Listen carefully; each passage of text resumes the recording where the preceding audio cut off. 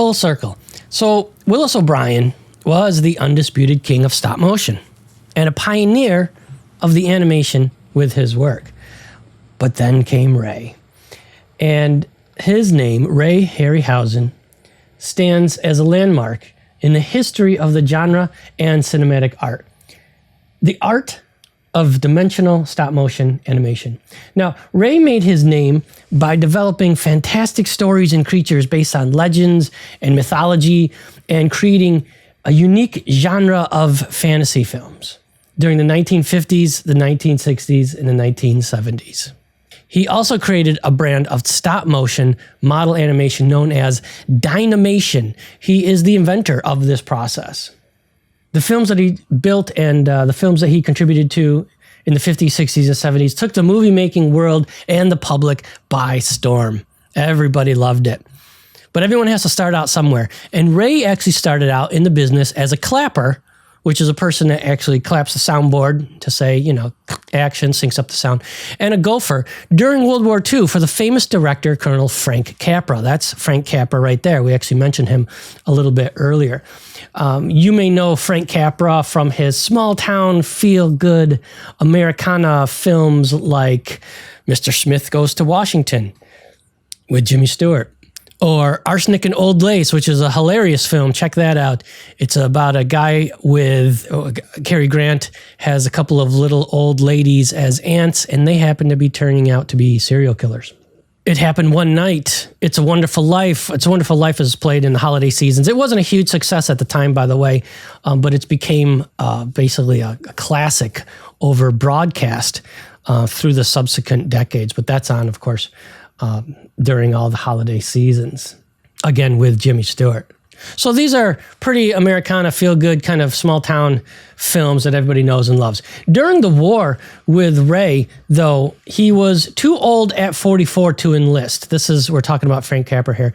And he was made an officer and created classic wartime films along with Walt Disney in a series called Why We Fight.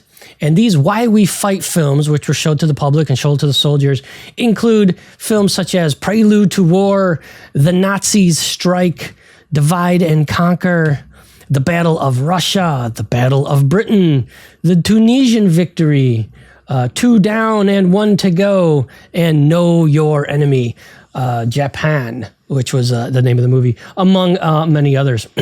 But by the way, Capra wasn't just sitting home making American propaganda movies. No. He actually hit Omaha Beach with the 1st Infantry Division at Normandy during the initial landing waves. He took 106 photographs of that beach landing under German fire, but the photo development technician, was so nervous to see the images that he accidentally destroyed all but 10 photos. The blurriness of the photos was because Frank Capra's hands were shaking at the time. Obviously, he's under incredible danger taking these photos, and it's just a shame that all those photos were lost to time. But getting back to Ray, growing up, Ray always loved the monster movies, and it showed in his work. After the war in 1947, Ray Harryhausen was hired as an assistant animator, what turned out to be his first major film, Mighty Joe Young. And after a successful gig with Mighty Joe Young crew, he spent the 1950s making such classic stop-motion films as The Beast from 20,000 Fathoms in 53, or It Came from Beneath the Sea in 1955, or Earth vs. the Flying Saucers in 56, or 20 Million Miles to Earth in 57. These posters don't do these great campy black and white wonderful movies any justice. And it's funny, these movies are kind of a quintessential movie genre now that if you ever are showing a adolescent child who has fallen asleep in the middle of the night, but they love movies and maybe they're a little obsessed with monsters. Of course, one of these movies, these black and white movies, are always, for some reason, on the television screen at 2 or 3 o'clock in the morning. And of course, something wakes the little kid up and it's probably a monster in their actual town. Look out. But that's, a pretty common movie cliche. But these are the movies that actually started all that stuff. Let's take a look at some of these B-movie classics in action. This is Dynamation. This is Dynamation. This is Dynamation. This is Dynamation. Dynamation will be brought to the screen for the first time in color with the release of Columbia Pictures' The Seventh Voyage of Sinbad. Dynamation is a new process which utilizes new technical and scientific advances in electronics and color to open up vast new vistas in motion picture entertainment. Some of this demonstration film is being projected in color, some in black and white. But the feature picture itself is entirely in color. Anything the mind can conceive can now be brought to the screen. I want to take a few minutes to praise one of my idols, Ray Harryhausen. For years, I've always wanted to do some kind of Harryhausen tribute here on Cinemassacre, but he's already been praised by all the great filmmakers, Steven Spielberg, Peter Jackson, so what am I going to add? Well, I'll just say he's a legend, and he's single-handedly responsible for bringing to life many of the most famous monsters ever seen on film. They always have his signature look. You can always look at a movie and recognize that's a Harryhausen monster. I used to watch him all the time on TV. I would watch monster movies whenever they'd come on, and I always recognized that name in the credits and thought to myself, wow, who's Ray Harryhausen? He, like, the same guy did all this?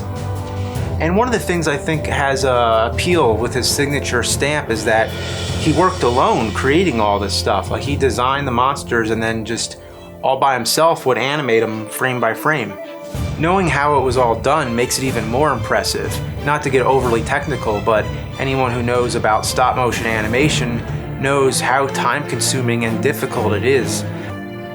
Even if you take out the whole animation part, just the design of these model creatures is amazing in itself. I actually had the opportunity to see a lot of these models up close in person because sometimes they put them on display. So if you ever get the chance, check them out. It was an exhibit in Los Angeles a few years ago, and I actually got to see the Medusa and the Kraken, and the Kraken it's like big. Like, I thought these things would be little. So just seeing them up close and all the detail that he put into them brought on a whole new level of appreciation. There were no photographs allowed, but they wouldn't have done justice anyway. Of course, I'm focusing on the monsters and not the films, but the films he worked on mostly happen to be great films to begin with.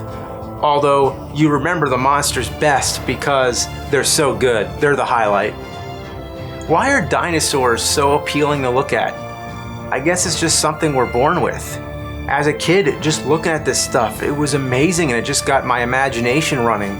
But now it's kind of, we're desensitized because there's so many movies out today and there's so many options of things to watch, and every trailer to every movie has all these images flashing before your eyes and things exploding, and yeah, it's hard to remember back when everything was awesome. And there's few things left in the world now to make me feel young again, but the works of Ray Harryhausen still have that everlasting appeal that just bring you back to that fantasy world you remember when you were young, when everything was awesome. There's also something very genuine in knowing that Ray Harryhausen is a fan like all of us. He saw the original King Kong when it first came out, and like so many filmmakers since, it inspired him to pursue his career. Like, I saw King Kong when I was 10 or 11, and that movie, it just got me going. It made me want to make films. And it's nice to hear that so many of the greats like Peter Jackson and John Landis, they were all inspired by this same film. So Harryhausen actually got to live the dream because he worked with Willis O'Brien, who worked on the original Kong. They worked together on Mighty Joe Young. Mighty Joe Young, if you haven't seen it, it's very similar to King Kong. It's about a giant ape that's brought out of his natural habitat to perform in a show. It even has Robert Armstrong, who played Carl Denham in King Kong. So if you like King Kong, then you can't go wrong. I have Mighty Joe Young on a DVD box set here with King Kong and Son of Kong. Highly recommend it. I also happen to have a set here, which is all science fiction films, like First Men in the Moon, 20 Million Miles to Earth, Earth versus the Flying Saucers, Mysterious Island, and It Came from Beneath the Sea. And this one here is a bunch of fantasy adventure films like Jason and the Argonauts, The Seventh Voyage of Sinbad, Sinbad and the Eye of the Tiger, The Golden Voyage of Sinbad, and The Three Worlds of Gulliver. I always felt like Clash of the Titans would have belonged on that set, but it's owned by a different company. And there's many more Harryhausen films out there, and recently they've been releasing them on Blu-ray, so be on the lookout for whatever current editions there are. Speaking of Clash of the Titans, it was his final masterpiece before he retired, deservingly so, because so much of his life was spent all alone in dark rooms animating these things. I saw this as a kid and it scared the crap out of me. The Medusa with all the snakes on her head and the flickering lights. It's one of the greatest scenes in stop motion, and it's really the last of its kind. Ever since then, no one else has ever stepped up in this line of work. There's lots of other great stop motion animators out there, but no one's ever made a whole career of feature films and made an impact on the world of filmmaking the way he did. CG has come along. CG has made everything easier. And I don't mean CG is easy, it's a lot of hard work as well, but there's a reason no one does stop motion anymore, and that's because it's just too damn difficult, and a lot of people see it as outdated, and it's a shame that's a dying art like that, but so be it. Ray Harryhausen is the last person who will ever be known for doing it on such a big scale like that, and that's really one hell of a role to play in film history.